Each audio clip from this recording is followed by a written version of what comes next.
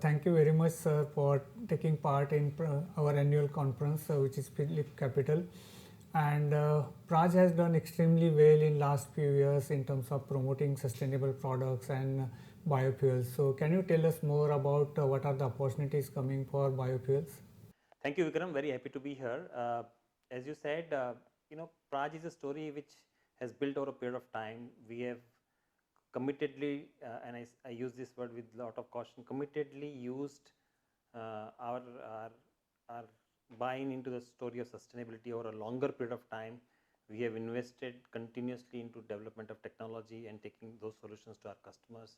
And as now we move forward, I think the world is changing.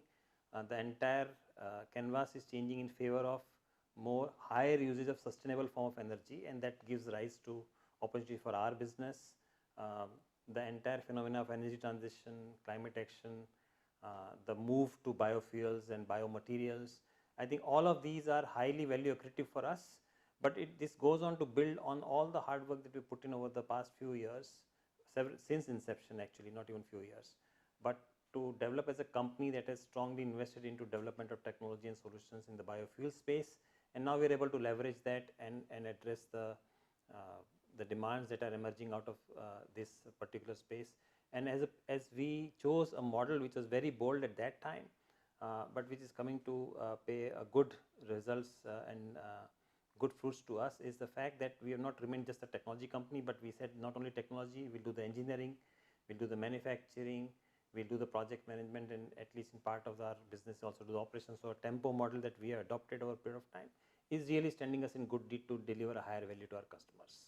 And sustainable aviation fuel is one opportunity which is coming up for a renewable. So, how we are seeing the opportunities in India as well as global opportunities for SAF? Yes, Vikram, the whole concept that we call as biomobility concept, where you use sustainable biofuels for creating different forms of mobility. On the surface transport, we've already seen ethanol and renewable diesel as well as CNG or RNG and CBG taking good share of business or the energy pie. As we move forward, I think the other form of other modes of transport, which is the air, which is where SAF comes in, and of course in time to come marine, will also start to adopt more sustainable form of energy and fuels.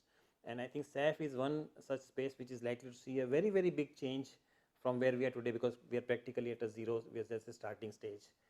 And I see a very big and a bright future ahead for multiple reasons. One, this is the only way by adopting SAF.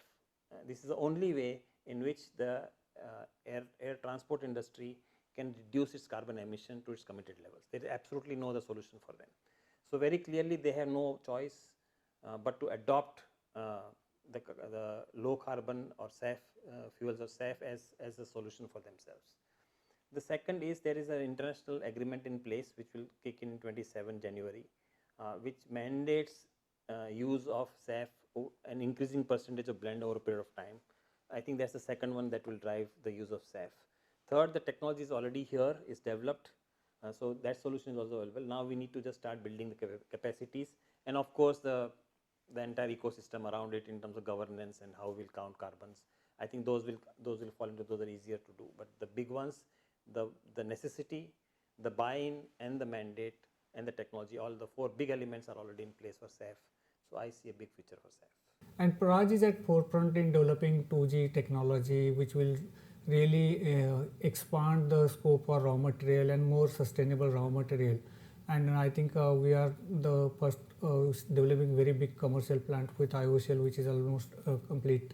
So how the landscape for 2G is shaping up and in terms of opportunities?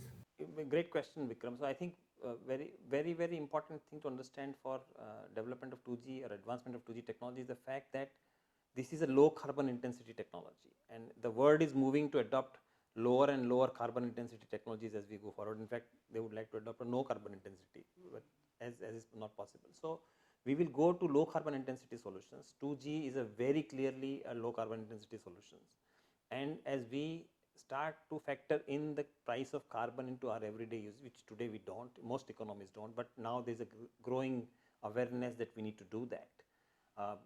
Low carbon intensity technologies will find higher acceptance, and that's where I see 2G ethanol to play out in a big way. For example, in Europe, where RED III directive is already enacted, it now mandates that SAF has to be made from a 2G feedstock, which is 2G ethanol. Now, if that has been the case, and they will not recognize any other feedstock for the purpose of the ATJ pathway, then what is the solution left but to put up 2G plant capacities? And we are in dialogue with several organizations there now. So 2G is a very definitive solution because it uses an agriculture waste, especially in agrarian economies, and converts it to very usable form of energy. And as we do that, it creates immense benefit for different stakeholders. It includes the farmers into mainstream economy. It addresses a waste treatment problem. It addresses GHG emission. Is sustainable, is renewable. I think there are a lot of boxes that 2G ethanol ticks, and therefore I see it to have a great future.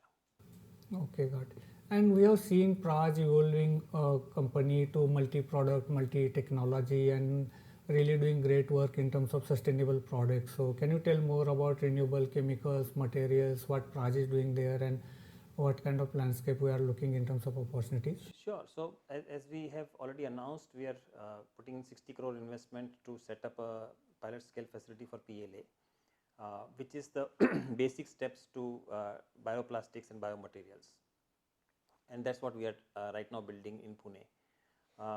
As the world moves forward, very clearly plastic is a big problem to solve. Their usefulness cannot be denied, but their non-biodegradability is a problem to solve. And therefore, solutions have to be found within the technological landscape to address that, and that's what we are trying to address. I think as we move forward, we'll start to see a much larger play for renewable chemicals and materials. There are going to be ethanol-derived chemicals. There is going to be ethylene-based, very, very different play that we will see coming forward to replace traditional established markets. So from that perspective, it's not a new market to be developed, but more a replacement market. But I think very, very positive opportunities ahead. Got it. Thank you very much, sir, and we wish you all the success going ahead for your all the businesses, and thank you very much for taking part in PhillipCapital AMRITKAAL Annual Conference 2023. Thank you. Thank you, Vikram. Very happy to be here, and thank you for having me.